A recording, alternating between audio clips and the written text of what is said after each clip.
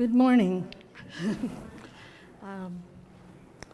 The song we're going to sing today was a special request for Father's Day, and it's from The Prophet by Khalil Gibran, and the music was arranged by Sweet Honey in the Rock. It's on children. Your children are not your children. They are the sons and the daughters of life's longing for itself. They come through you, but they are not from you. And though they are with you, they belong not to you. You can give them your love, but not your thoughts. They have their own thoughts. They have their own thoughts. You can house their bodies, but not their souls, for their souls dwell in a house of tomorrows, which you cannot visit, not even in your dreams. You can strive to be like them, but you cannot make them just like you. Strive to be like them, but you cannot make them just like you. Your children are not your children. They are the sons and the daughters of life's longing for itself. They come through you, but they are not from you. And though they are with you, they belong not to you. You can give them your love, but not their thoughts. They have their own thoughts. They have their own thoughts. You can house their bodies, but not their souls, for their souls dwell in a house of tomorrows, which you cannot visit, not even in your dreams. You can strive to be like them, but you cannot make them just like you. Strive to be like them, but you cannot make them just like you.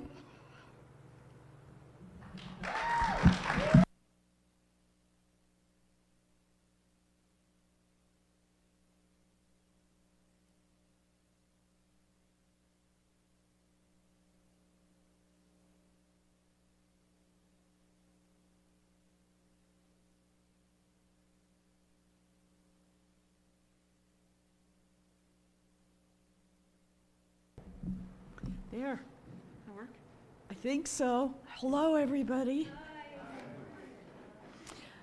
My name is Linda Andrus, and I'd like to welcome those who are here in person and our live streaming participants at Unity of Missoula. As we begin our Sunday service, let's honor one another with non-physical waves and handshakes. Oops, somebody's hugging. We changed this way back in COVID because we'd spend 5-10 minutes hugging each other. Nothing's, yeah.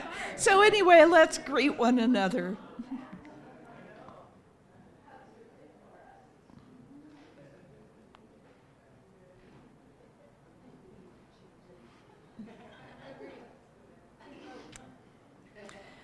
Now, as we move into the more formal part of our service, let's remember Unity of Missoula is a team ministry founded on the 5 basic principles of unity.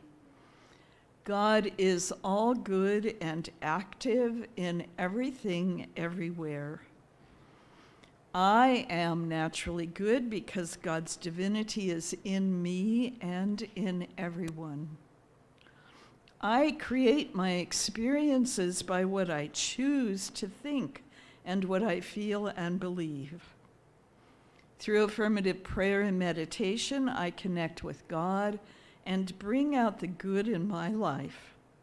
And finally, I do and give my best by living the truth I know. I make a difference.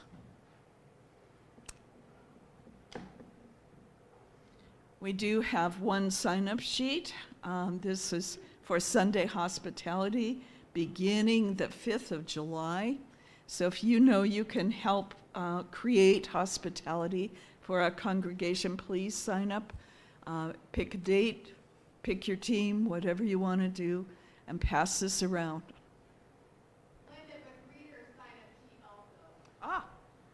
I missed the second one, thank you. We also have started again having greeters. So if you'd like to be one of the people who gets a lot of hugs here at Unity, you can sign up to be a greeter. You just have to come about 20 minutes early and be prepared. We like to have our greeters welcome visitors or newcomers and tell them a little bit about where things are in the church. Invite them to stay for hospitality, but also get hugs. So.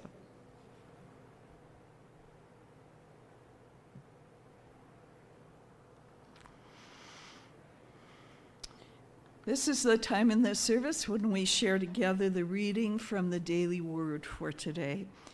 Daily Word is a bi-monthly meditation magazine that's published by Unity World Headquarters. The word for today is, surprise, blessing for fathers. I celebrate fatherhood and bless all fathers today. Today I bless my father and give thanks for the part he played in my life. I also bless those who showed up and showed me fatherly love, who taught and guided me, who led by example by demonstrating the divine attributes of strength and wisdom.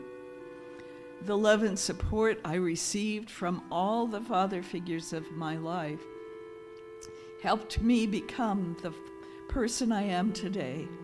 I am grateful for these special ones who saw my potential and encouraged me to reach high and to pursue my dreams. I am also thankful to them for the encouragement they provided during those times of disappointment and discouragement. I bless the world's fathers and pray they know the support and guidance they have so lovingly shared with me. And from Proverbs 20, the righteous walk in integrity.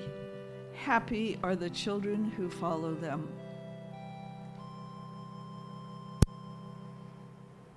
And here are a few things that we want to tell you about this week. Next Sunday, you guys get a special treat. I will be speaking. Our theme for June is visualizing peace. This month's spiritual power is imagination, represented by the disciple Bartholomew and the woman with the oil. The color is light blue. You are invited to join us for hospitality downstairs after the service. Today's hospitality is a potluck. And you're more than welcome to come down and eat with us, whether you remembered to bring something or not. We usually have a lot of stuff to eat, including I saw a very gooey, yummy-looking chocolate cake. So don't miss it. Our online book group meets Mondays at 12:30. They are reading The Awakened Way by Suzanne Gleesman. Please contact Nancy Leifer. She was one of our singers back there. If you need the Zoom link, or Judy Crenshaw sitting upstairs can also give you the Zoom link to that book group. The in-person Unity book group meets Tuesdays at 12:30. They're reading Creating Your Life, The Channeled Wisdom of Jesus by Christine Bush. This book encourages readers to engage with their core identity and leverage their intrinsic energy and conscious intent to influence their reality. Our first Course in Miracles study group meets Mondays at 2 p.m. at my house. Please see me if you'd like directions. Our Course in Miracles beginners group is meeting Thursdays at 5:30 p.m. here at Unity in the sanctuary. Also on Thursday, we have a time of silent prayer and meditation for world peace at 7 p.m. Please join us for a 20-minute time of silent meditation as we visualize our world in blessed peace. Our prayer chaplain on duty after the service today is Nancy Leifer. If you'd like some prayer support and wisdom, see Nancy. She's got lots of good prayers to share. And here's Roger Harvey, our board president, with a few announcements. It's a secret. And I'm going to be the chairman, not the president. The board voted on, we used to ask people if, oh my God, I can't speak loud enough. Do you guys hear me up there on the internet? All the way to Mars. Anyway, the thing that I was supposed to announce was that we're going to start having on potluck Sundays, we're going to celebrate birthdays. We're going to sing happy birthday to all the June birthdays. So if you come down, and so we're going to sing to my two daughters for sure. So the other thing, when I found out I was going to be up here, I thought, how many people showed up for the Pride Parade? Would you please stand up? Please stand up. Okay. Have a chair. How many were here for the board meeting? Would you please stand up? These are your board members. Sit down. Thank you. How many people brought food today? How many people brought some food today? There we go. Sit down. How many of you showed up over at Bill DeCou's house to help his sisters get rid of his things? Please stand up.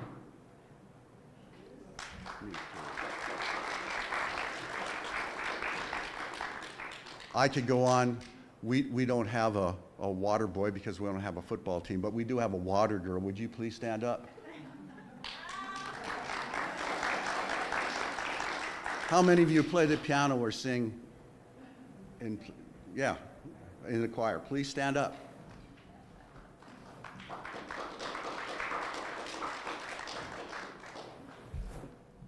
I could keep going on, but the point I'm trying to make, this is a team ministry. It isn't the board, it's you and me doing the things we need to do to make this place work. And we're doing a good job.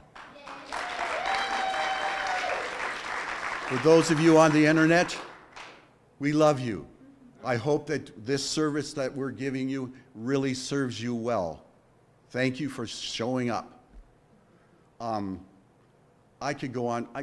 If I don't do this, I'm going to get in trouble. Would the person who decorates the altar please stand up?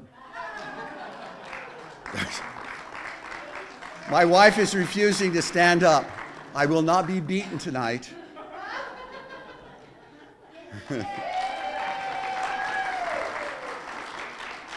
We could go on and on and on the many ways that people serve this church. So please, please remember how important you are to the way things happen here and how much this group means to each other and how we must serve one another all the time. Thank you for all you do.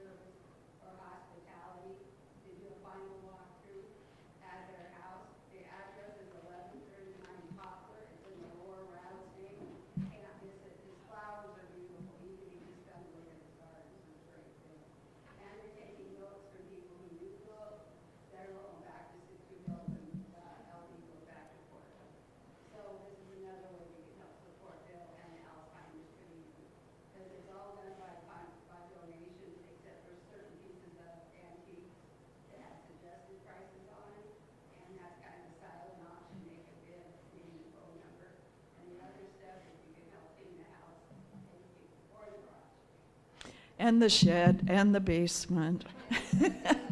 Bill DeCoo again, his house number is 1139 Poplar, and it's lovely just to see the house and the gardens, but there's lots of stuff for the taking, for a small donation to the Alzheimer's Foundation. And it's lovely to sit and look at the photos of Bill, if you knew him as I did. Okay, enough. We've cut into the important speaker's time by at least 6 minutes, so we're going to rush through. No. Unity's 10% tithe on all income received each quarter is divided between and sent to help the mission of Unity Headquarters, Unity Northwest Region, and local Missoula charities as voted on by our board with input from our congregation. Please hold all of these groups and people in your heart as we affirm our offering blessing. I will affirm it once and then have you repeat it with me. I open my heart to love. All that I give and all that I receive is blessed and multiplied from a joyful heart of love. And together, I open my heart to love. All that I give and all that I receive is blessed and multiplied from a joyful heart of love. Would the ushers or the board members come forward to pass out the baskets?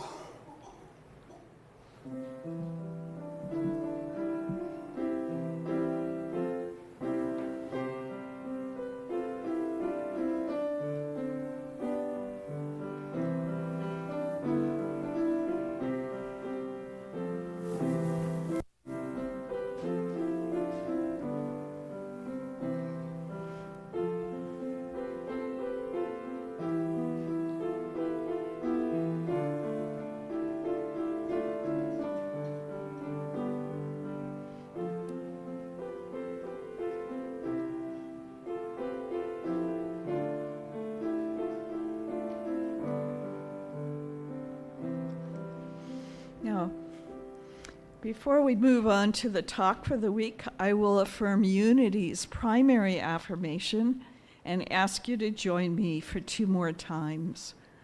There is only one presence and one power in my life, the all-loving goodness of God. So together, there is only one presence and one power in my life, the all-loving goodness of God. And again, together, there is only one presence and one power in my life, the all-loving goodness of God. In addition, here is our Missoula Unity affirmation. I will affirm it once and ask you to affirm it with me again. We are Unity of Missoula. We are a radiating center of divine love, open and accessible to all. We are God's light, peace, and joy wherever we are. And together, we are Unity of Missoula. We are a radiating center of divine love, open and accessible to all. We are God's light, peace, and joy wherever we are. Unity of Missoula maintains a circle of people who have made a commitment to pray every day for others at their request. If you have the names of people to hold in prayer for a month, you may place their names in the prayer box over here by the altar, or you can call the church and leave a message, or you can email the church with a prayer request. Those prayer requests are turned over to our prayer circle, and they are held for 30 days of prayer by all the members of our prayer circle, and also send on to Silent Unity for 30 days as well. Please join me in prayer for a moment as we hold all of them in our hearts. You may now also say aloud or silently the names of those you wish to bring into this time of prayer.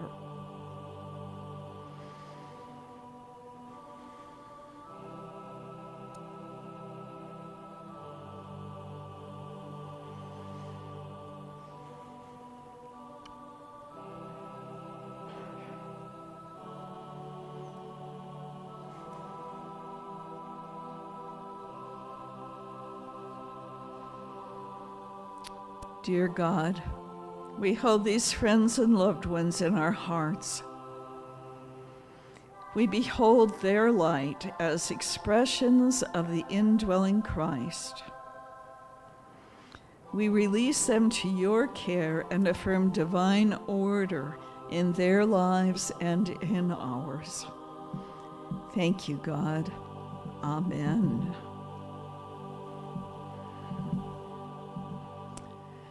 And now we're going to sing I've Got Peace Like a River, and Mark is going to lead us in the song.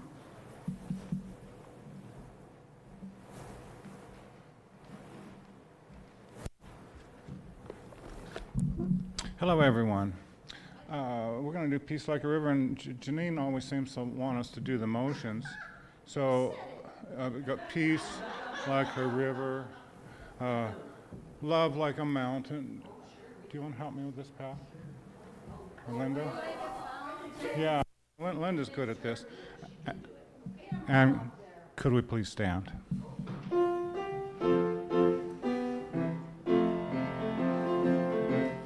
I've got peace like a river. I got peace like a river. I got peace like a river in my soul. In my soul, I got peace like a river. I got peace like a river. I got peace like a river in my soul. In my soul, I've got love like a mountain. I've got love like a mountain. I've got love like a mountain in my soul, in my soul. I've got love like a mountain. I've got love like a mountain. I've got love like a mountain in my soul. I've got joy like a fountain. I've got joy like a fountain. I've got joy like a fountain in my soul, in my soul. I've got joy like a fountain. I've got joy like a fountain. I've got joy like a fountain in my soul.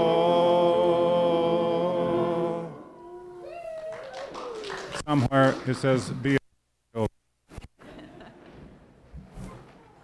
Definitely one of my favorite songs from Unity eons ago.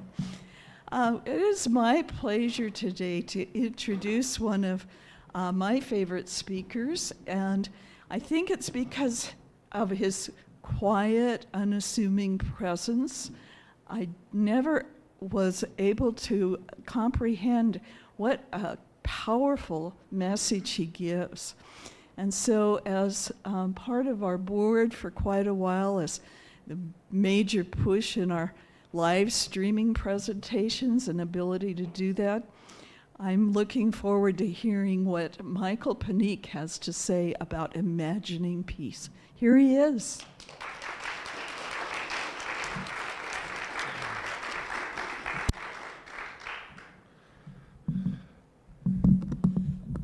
Thank you. Just 1 second here. The podium has already been like raised up to the. That's. Thank you. Oh, good morning, and welcome to this moment. Those of you who are in this space with me, welcome to this moment. Those of you who are with us on YouTube on the live stream, and welcome to this moment. Those of you in the future who are watching this video a week from now, a month from now, because it doesn't matter. This moment is now, and it is eternal, and it is sacred, and thank you for showing up to be here for this moment.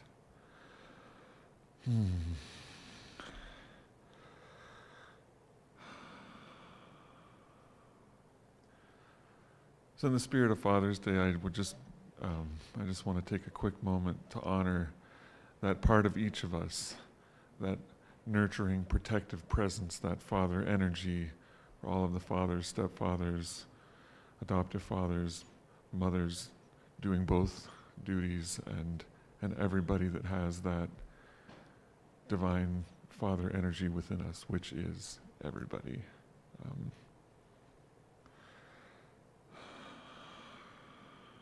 But now I have a little bit of bad news. You've made a terrible mistake. You've given this microphone and a captive audience to somebody who loves dad jokes. Buckle up. Speaking of which, what did the Spirit, or how, I'm sorry, I can't even do it right. You'll learn that about me too now.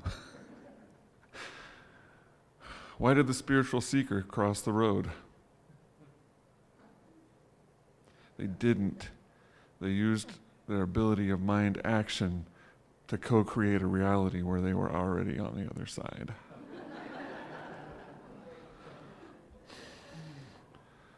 But something that we share with all spiritual seekers is that we all want to cross over to the other side of something.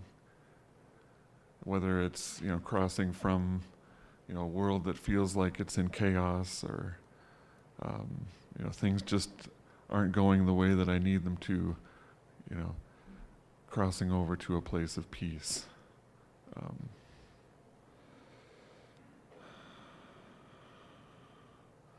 And so the power for June is the power of imagination. And we define that, or Charles Fillmore in the 12 Powers of Man defined it as, or defined the true nature of imagination as our ability to transform ideas into reality. He says, with our imagination, we lay hold of ideas and clothe them in substance.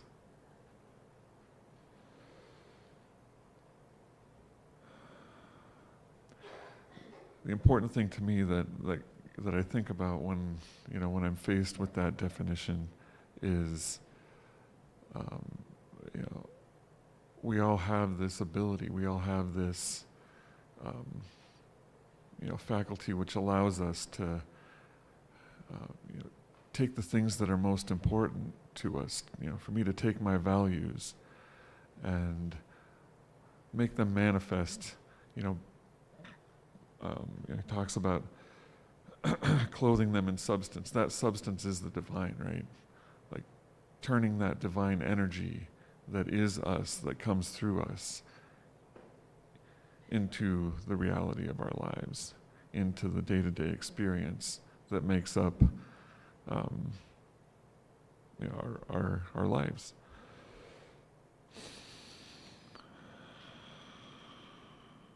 The things that that I struggle with, like the things that that tend to keep that from happening for me, I've learned to see them as these frozen thought patterns, these old ways of thinking, the fear of not being enough, of not doing things right, of not, falling short for the people that I care about. Those can get into my head and get in, and grab a hold of my imagination and lead me to a place where I am co-creating something that I don't want, right?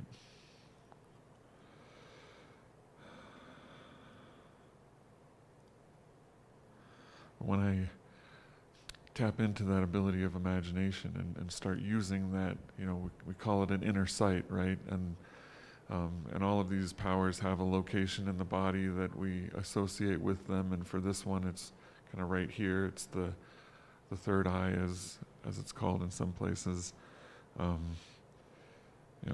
Opens our ability to kind of use that divine sight or that inner sight.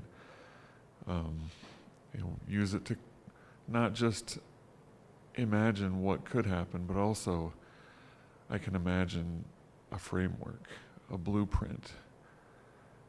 Not just what do I want, but how do I get there, I guess is what has been coming through to me. I think it begins with understanding my perception. And this is where, I think everybody would be disappointed if at some point I didn't dig into the Course in Miracles. And there's a reading that I really loved that kind of speaks to this idea that I want to talk about a little bit. So this is from the introduction to chapter 21, and it's talking about reason and perception. And it says, projection makes perception. The world you see is what you gave it, nothing more than that. But though it is no more than that, it is not less. Therefore, to you it is important. It is the witness to your state of mind, the outside picture of an inward condition. As a man thinketh, so does he perceive. Therefore, seek not to change the world, but choose to change your mind about the world. Perception is a result and not a cause. And that's why the order of difficulty in miracles is meaningless. I think that that really hits home for me, that I have power that I don't even think about most of the time, because this is the essence of co-creating our reality, is that my world is not just this passive thing that I'm perceiving. My state of mind, my intent, my willingness to experience what is out there all colors the world as I see it and as I live in it. So in a very real sense, I am where I have put myself. And if I'm not in peace, it's because I'm choosing to put myself in chaos.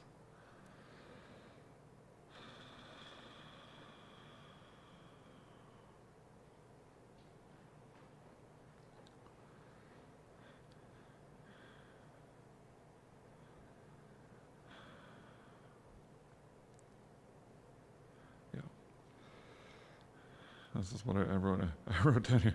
We think we see the world exactly as it is, but it's actually our perception always playing tricks on us based on our internal programming.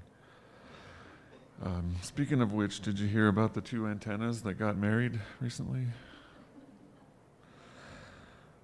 The ceremony wasn't all that exciting, but the reception was incredible.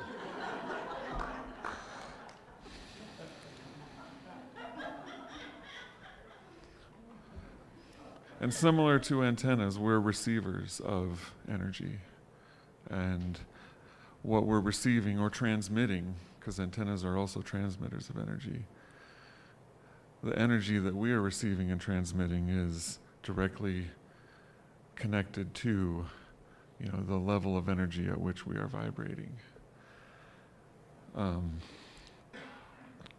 Or as one of my spiritual teachers and father figures in my life was Dr. Wayne Dyer. And in one of his books, he said, when you change the way you look at things, the things you look at change.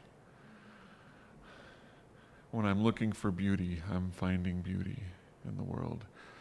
yesterday when I was on my way into driving in from Lolo in to participate in the Pride Parade. There was this group of people. They were standing on the corner at Brooks and Reserve, and they had masks covering their faces, and they had signs out. And I'm not going to repeat what the signs said here, but it was not vibrating at an energy that I was willing to. I noticed it, but and I've encountered similar people sharing similar messages at different times on different days, and and have gotten to experience what it feels like to have that take up my energy. And because wherever I was at that given time on that given day, I was in a place where I was receiving at that level of of disconnection, of fear, and and of feeling threatened, or of feeling like we're just not heading in the right direction. But yesterday I was able to just notice it and be like, okay, really, guys? And then get downtown to where we were all collected and seeing the massive amount of people that were gathered together to celebrate community and love and acceptance. And I can't think of it without just feeling that divine love vibrating in every molecule of my being. So again, thank you to everybody who showed up in any way to participate, because it does mean a lot to all sorts of people.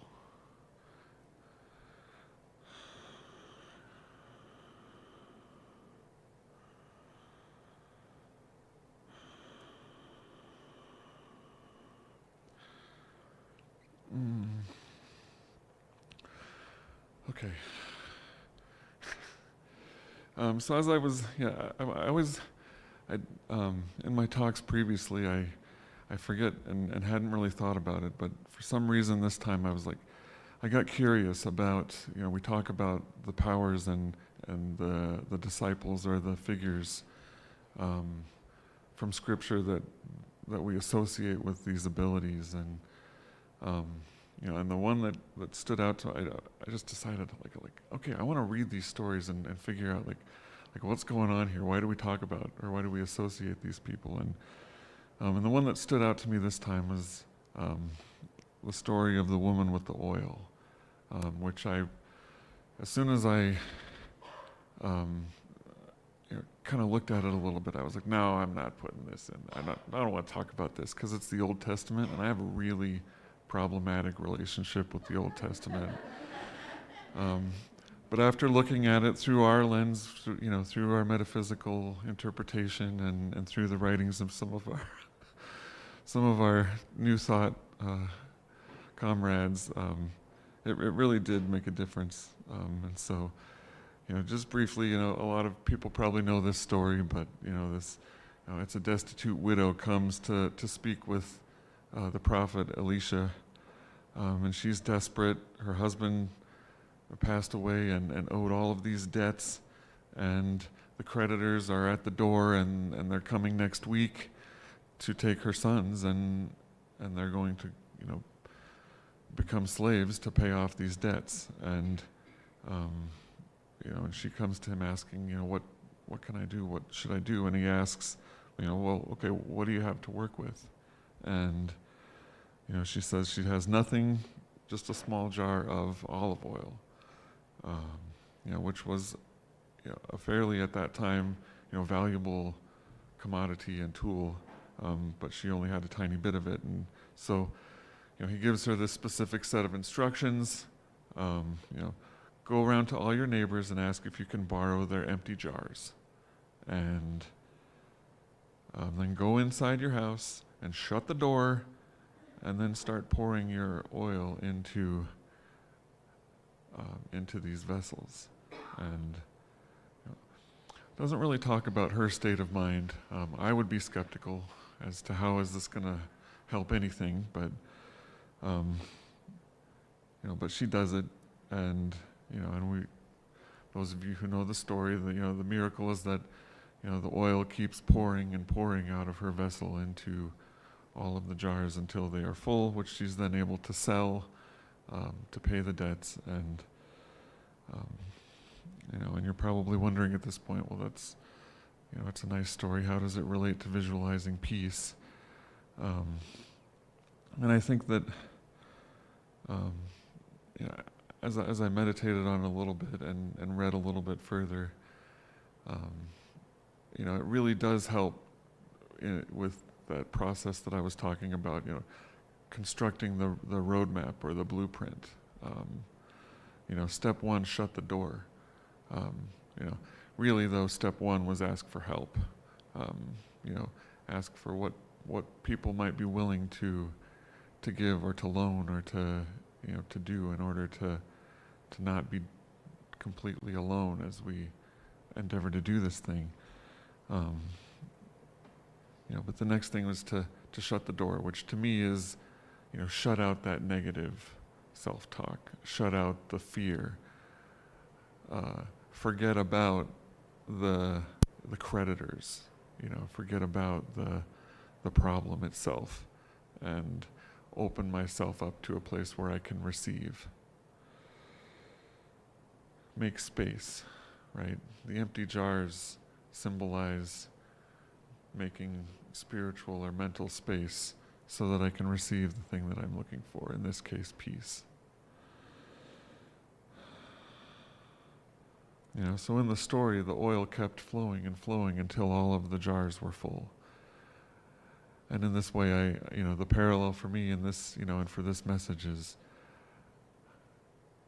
the more space I make and the more willingness I have to accept peace, the more will flow into me and through me.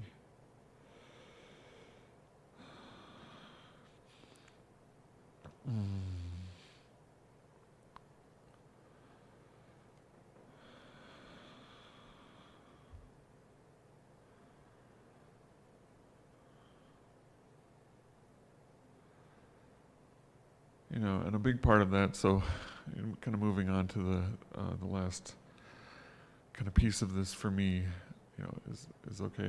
Once I get to this point where I'm willing to ask for help, I'm willing to, do the work of shutting out the noise and distractions and make spiritual space, allow the peace to flow into me. Well, how do I then keep it? How do I continue to do this and maintain this when I move through my day, move through the world, go into the next situation? And and for this I found some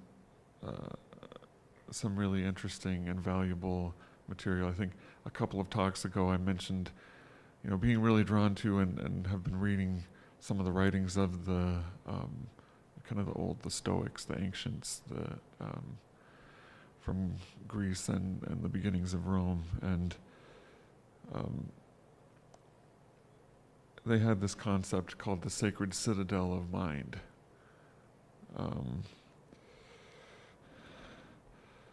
Marcus Aurelius wrote about this idea of, kind of this protected sanctuary. And of course his history, he was a battlefield general for many years before he started kind of writing his philosophies during, but then also after. So it's interesting. And he says, nowhere you can go is more peaceful, more free of interruptions than your own soul. At any moment you choose, you can retire within yourself.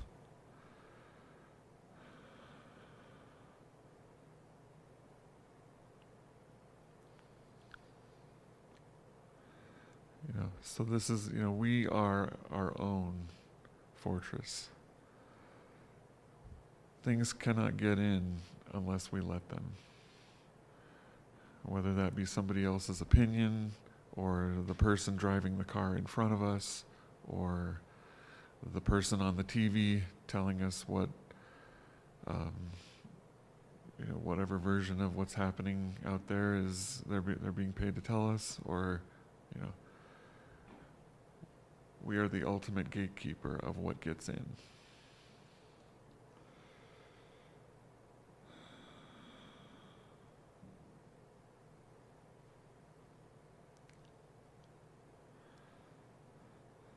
In the service of that, I wanted to bring up, there was another practice that I was reading about. I'm probably going to butcher this pronunciation because it's in Latin and I never took Latin.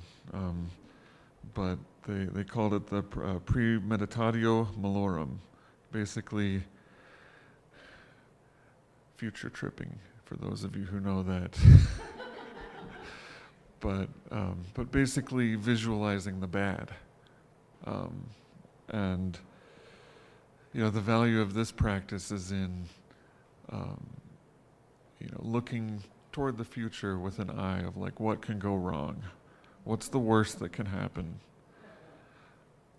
And then seeing myself, seeing ourselves being okay through that, seeing ourselves moving through that with peace.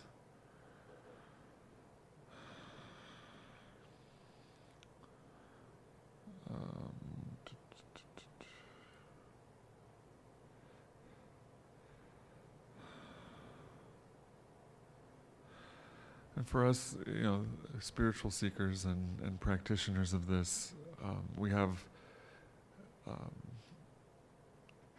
a tool or a gift that for me helps to maintain, it helps me to see myself and imagine myself being able to move through whatever happens as it comes down the line, good or bad or otherwise, in peace. And it's the love of God, right? It's that sacred power, that inner knowing that I'm loved, that I'm enough, that I'm taken care of, that I don't have to earn anything.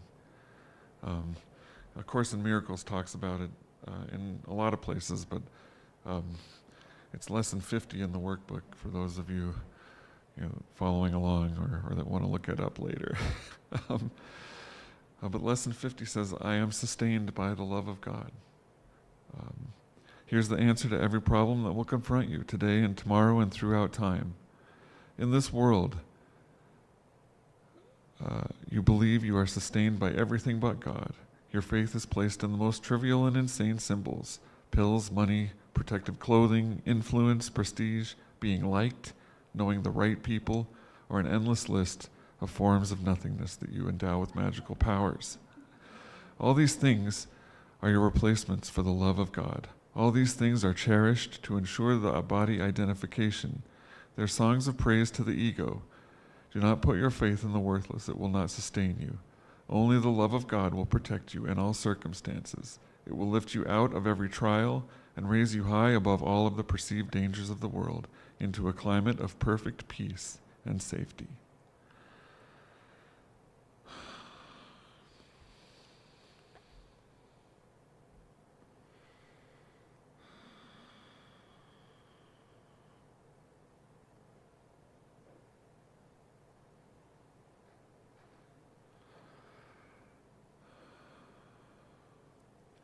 And that's what I wanted to kind of bring to everybody today. That we've been given the faculty to imagine and to visualize what we want for ourselves, in this case, peace. To build a practice, to build a framework that can get us there. For me, it's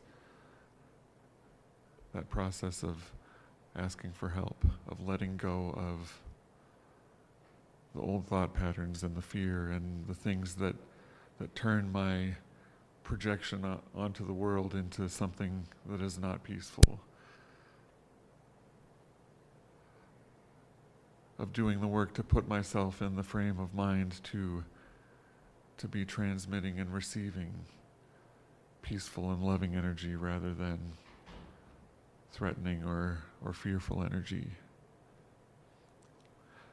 And then to protect that space by being vigilant over what outside things am I willing to let in, what influences on my state of being am I, willing to allow in this place?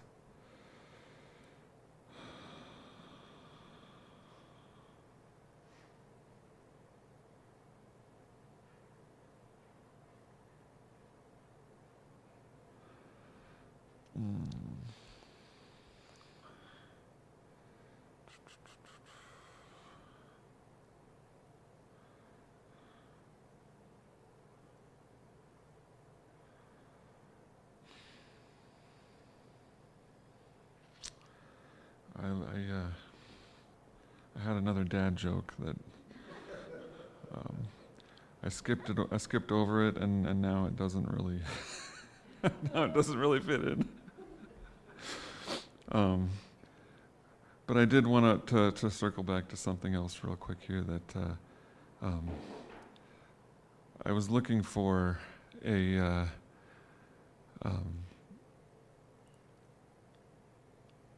particular reading from A Course in Miracles, and I couldn't find it. And then, I was in my garage looking through some books that we have out there for one of our Wayne Dyer books that had the quote that I shared earlier in it, and I couldn't find it, but I ran into this other book that had a section here that was titled "Choosing Peace," and it not only referenced the part of A Course in Miracles that I was looking for, but it also has a quote from Khalil Gibran, who wrote the lyrics to the song that was at the beginning. So I was like, okay, I guess I'm supposed to to share this with you today. He says, "There's a line in A Course in Miracles that's always attracted me. In fact, I've reproduced it and displayed it in my home, office, and automobile at various times. It says simply, 'I can choose peace rather than this.' It's a terrific reminder to recall in moments when you're not being an instrument of peace. At one of those moments, this reminder can turn everything around for you. I remember feeling very much out of sorts when one of my children had been involved in an encounter late one evening in a bar. He was leaving the premises when several men who'd been drinking attacked him. He ended up with his front teeth smashed in and several minor injuries. I was obviously upset for him, but I was also going through my own agony, reviewing how many times I had talked about not being in places where alcohol brings out the lowest levels of behavior, and where one often encounters trouble with a capital T. In the midst of this mental torment, I suddenly remembered the line from A Course in Miracles. I repeated it to myself, 'I can choose peace rather than this.' And instantly the agony dissipated. I then set about to get him to an emergency meeting with a friend who is a dentist and was able to be that instrument of peace. Furthermore, my son decided from that experience that he was through with drinking in bars. Not being an instrument of peace kept me immobilized and upset.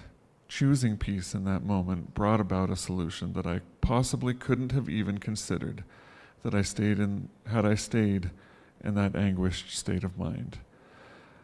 As the Lebanese poet Khalil Gibran said, 'Much of your pain is self-chosen. It is the bitter potion by which the physician within you heals your sick self.'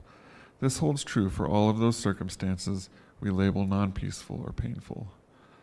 And so I had this plan for a different place in the talk, but I feel like this was also divine will, because it really, I think, does a good job of bringing back, kind of the different things that we've talked about so far, and reinforcing for me the idea that everything that's happening, whether I'm experiencing peace or not, is happening because that's what I need in this moment. And that when I choose peace for its own sake, that I'm opening myself up then to the ability for the solution to come through me, for that divine presence to be manifest through me.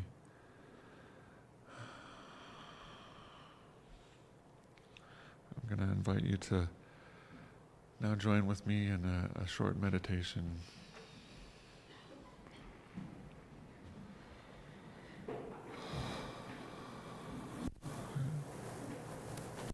As we settle in and allow to just be comfortable in this space. Join me in a few short or long, whatever type of breathing helps us feel centered and at peace with our surroundings in this moment.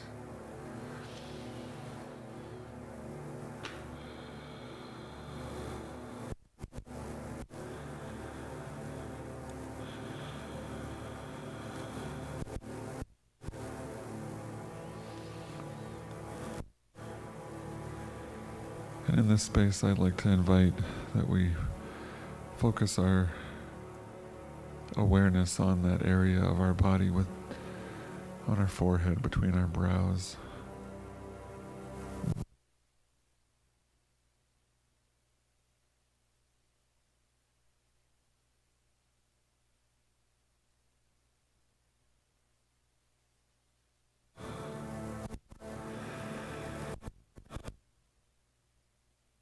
Now,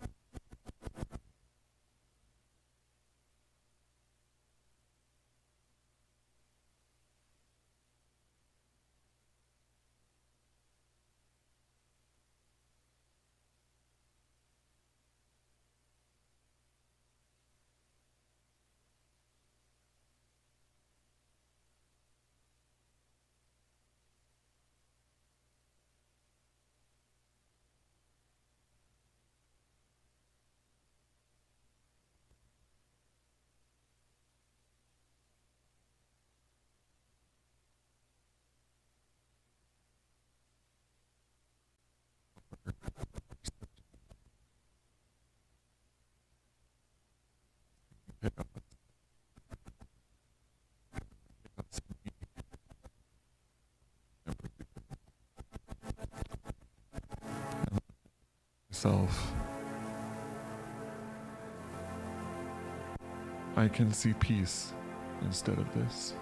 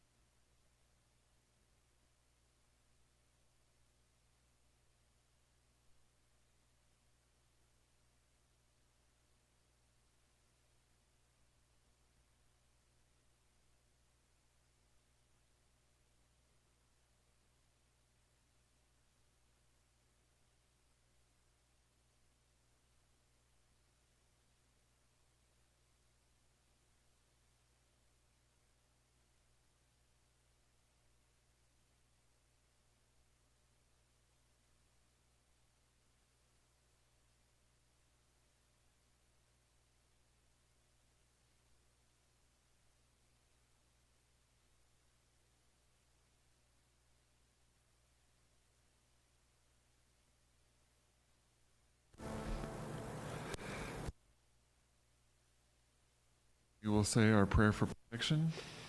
The words are on the wall behind me. All right, together. The light of God surrounds us. We are the light. The love of God enfolds us. We are the love. The power of God protects us. We are the power. and the presence of God watches over us. We are the presence. Wherever we are, God is, and all is well. Are one. All right. Now let's go ahead and form our circle of love and sing our peace song.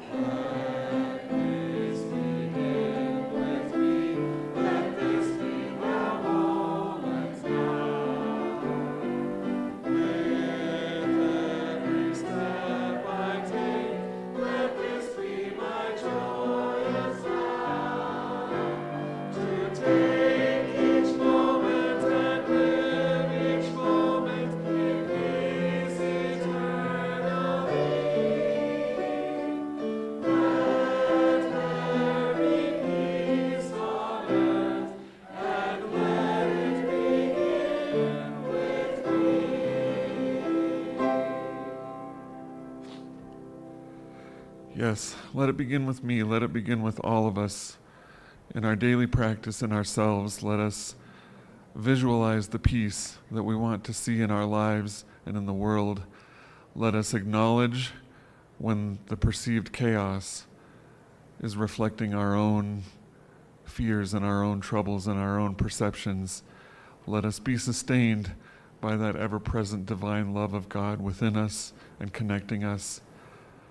And let us have fun.